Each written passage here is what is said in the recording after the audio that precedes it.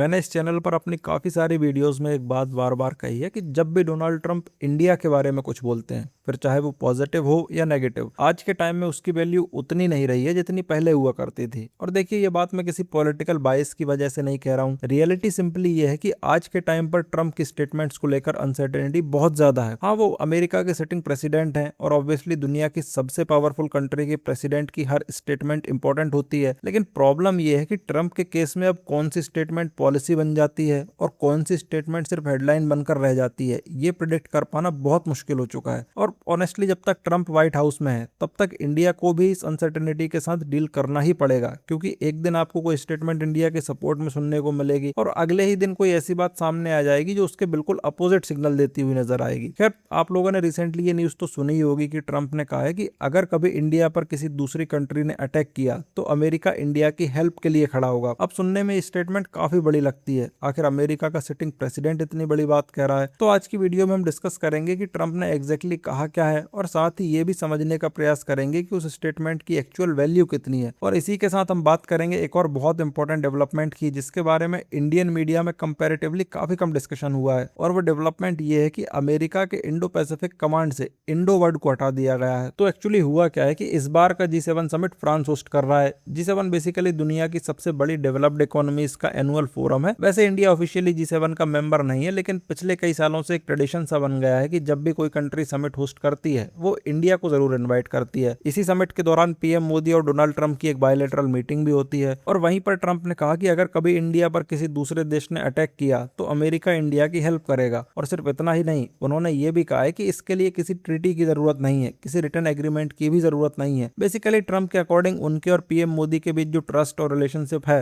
वही काफी है। अब ऑब्वियसली पहली बार सुनने में ये स्टेटमेंट काफी बड़ी लगती है। आखिर दुनिया की सबसे पावरफुल कंट्री का प्रेसिडेंट ओपनली कह रहा है कि अमेरिका इंडिया के साथ खड़ा होगा। लेकिन देखिए, ऐसा सोचने की गलती मत करिएगा कि अगर ट्रंप ने आज ये कह दिया है तो कल को किसी कॉन्फ्लिक्ट की सिचुएशन में अमेरिकन ट्रूप्स सच में इंडिया को डिफेंड करने आ जाएंगे। हाँ, अटैकर्स की हेल्प करने आ जाए तो वो अलग बात है, मजाक कर रहा हूँ। लेकिन सीरियसली, मैं ये बात अपने ओपिनियन की वजह से नहीं कह रहा हूँ, बल्कि इंडिया के सपोर्ट वाली बात कहने के तुरंत बाद ट्रंप ने एक कंडीशन भी ऐड कर दी। उन्होंने कहा कि ये सब इस बात पर डिपेंड करता है कि इंडिया को कौन लीड कर रहा है, और ये भी कहा कि अगर फ्यूचर में दिल्ली में कोई नया लीडर आ गया तो फिर शायद वो इतने श्योर नहीं है, लेकिन अगर पीएम मोदी लीडरशिप में है तो वो डेफिनेटली इंडिया की हेल्प करेंगे। अब जरा इस स्टेटमेंट को ध्यान से देखिए, क्योंकि ये स्टेटमेंट सुनने में तो काफी फ्रेंडली लग सकती है, लेकिन स्ट्रेटेजिक पॉइंट ऑफ व्यू से देखा जाए तो ये एग्जैक्टली वो चीज नहीं है जो एक रियल सिक्योरिटी कमिटमेंट में होती है। देखिए, जब दो कंट्रीज के बीच एक्चुअल डिफेंस कमिटमेंट्स होती हैं तो वो किसी इंडिविजुअल लीडर के साथ नहीं जुड़ी होती, बल्कि वो जुड़ी होती हैं कंट्रीज के साथ। आज कोई प्राइम मिनिस्टर हो, कल कोई प्राइम मिनिस्टर हो, उससे फर्क नहीं पड़ता। ट्रीटी ट्रीटी ही रहती है, कमिटमेंट कमिटमेंट ही रहती है। लेकिन ट्रंप ने जो स्टेटमेंट दिया है वो एक इंस्टीट्यूशनल रिलेशनशिप से ज्यादा एक पर्सनल रिलेशनशिप है। ये अमेरिका और इंडिया के बीच सिक्योरिटी गारंटी कम और ट्रंप और पीएम मोदी के बीच पर्सनल फ्रेंडशिप का पब्लिक डिस्प्ले ज्यादा है। और इसी वजह से इस स्टेटमेंट को बहुत सीरियसली लेने की जगह उसके कंटेक्स्ट को समझना ज्यादा जरूरी है, क्योंकि अगर किसी प्रॉमिस की वैलिडिटी इस बात पर डिपेंड करे कि सामने का लीडर कौन है तो फिर वो लॉन्ग टर्म स्ट्रेटेजिक कमिटमेंट नहीं होती, वो एक पॉलिटिकल कॉम्प्लीमेंट होता है, एक फ्रेंडली जेस्चर होता है,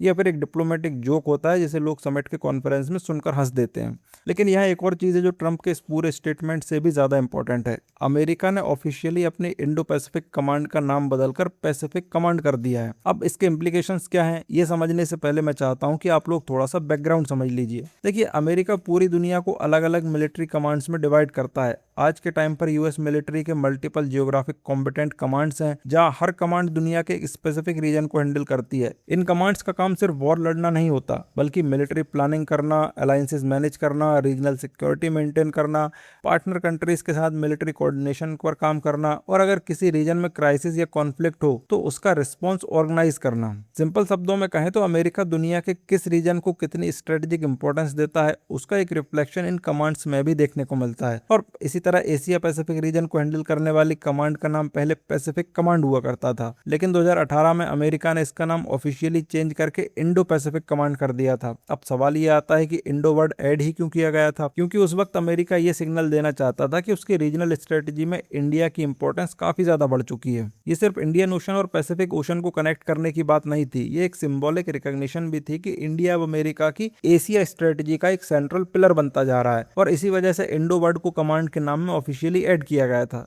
लेकिन अब अमेरिका ने क्वाइटली इस कमांड का नाम दोबारा पैसिफिक कमांड कर दिया है, यानी इंडो वर्ड को हटा दिया गया है। अब पेंटागन का कहना है कि इसके पीछे कोई पॉलिटिकल रीजन नहीं है। उनके अकॉर्डिंग ये लार्जली एक एडमिनिस्ट्रेटिव डिसीजन है और हिस्टोरिकल नेमिंग को रिस्टोर करने की कोशिश है। अब हो सकता है कि ये वाकई सिर्फ एक ब्यूरोक्रेटिक डिसीजन हो, लेकिन प्रॉब्लम यहाँ टाइमिंग की है, क्योंकि एक तरफ ट्रंप पीएम मोदी को कह रहे हैं कि अमेरिका इंडिया के साथ खड़ा रहेगा और दूसरी तरफ अमेरिकन मिलिट्री ब्यूरोक्रेसी अपनी कमांड स्ट्रक्चर से इंडिया का नाम हटा रही है। अब ये दोनों चीजें एक साथ होने पर क्वेश्चंस तो खड़े होंगे ही, और इसी वजह से कुछ एनालिस्ट और ऑब्जर्वर्स इसे सिर्फ एक नाम का चेंज नहीं मान रहे हैं। उनका कहना है कि एक सिंबॉलिक सिग्नल हो सकता है, एक ऐसा सिग्नल जो ये दिखाता है कि अमेरिका की स्ट्रेटेजिक प्रायोरिटीज धीरे धीरे शिफ्ट हो रही हैं। अब सवाल यह है कि क्या इंडिया को इस बात से कंसर्न होना चाहिए? तो देखिए, इसका क्लियर आंसर तो देना लगभग इम्पॉसिबल है, क्योंकि इसका आंसर लार्जली इस बात पर डिपेंड करता है कि आप इस पूरी डेवलपमेंट को किस नजरिए से देखते हैं। अगर आप उन लोगों में से हैं जो ये मानते हैं कि नाम का ये चेंज सिर्फ नाम का चेंज नहीं है, बल्कि फ्यूचर पॉलिसी शिफ्ट को एक सिग्नल है, तो फिर हाँ, ये डेवलपमेंट डेफिनेटली कंसर्निंग है। और कंसर्न की वजह भी सिंपल है, क्योंकि ये चेंज एक तरह से अनसर्टेनिटी क्रिएट करता है। आज अगर अमेरिका ऑफिशियली किसी मिलिट्री स्ट्रक्चर से इंडिया का सिंबॉलिक रेफरेंस हटा रहा है, तो एक्चुअली सवाल उठता है कि कल को क्या ट्रेड नेगोशिएशंस में भी अप्रोच चेंज होगी? क्या फ्यूचर डिफेंस कॉपरेशन पर भी इसका इंपैक्ट बढ़ेगा? अभी तो इन सवालों का जवाब किसी के पास भी नहीं है, लेकिन अनसर्टेनिटी इससे डेफिनेटली क्रिएट होती है। और इंटरनेशनल रिलेशंस में कई बार अनसर्टेनिटी ही इन्वेस्टर्स, पॉलिसी मेकर्स और गवर्नमेंट्स को सबसे ज्यादा अनकंफर्टेबल करती है। लेकिन दूसरी तरफ एक और पॉसिबिलिटी भी है, हो सकता है कि पेंटागन जो कह रहा है वही सच हो, यानी कि ये सिर्फ एक ब्यूरोक्रेटिक डिसीजन हो, एक एडमिनिस्ट्रेटिव चेंज हो। और अगर ऐसा है तो फिर कंसर्न करने की कोई भी खास वजह नहीं बनती, क्योंकि नाम बदलने से स्ट्रेटेजिक इंटरेस्ट ओवरनाइट चेंज नहीं हो जाते। तो अभी के लिए सिचुएशन ये है कि दोनों इंटरप्रिटेशंस पॉसिबल हैं। खैर, जो भी हो, जाने से पहले मैं आपसे एक सवाल जरूर पूछना चाहूंगा, आपको क्या लगता है, अगर ये डिसीजन वाकई सिर्फ एडमिनिस्ट्रेटिव था, तो फिर अमेरिका को इंडो पैसिफिक कमांड से इंडो वर्ड हटाने की जरूरत ही क्यों पड़ी, या फिर इसके पीछे डीपर स्ट्रेटेजिक मैसेज छुपा हुआ है? अपना ओपिनियन कमेंट्स में जरूर शेयर कीजिएगा। मैं मिलूंगा आपसे अगली वीडियो में। For the time being, this was all from my side. Thank you for watching. This is Harsh Gurjar signing off.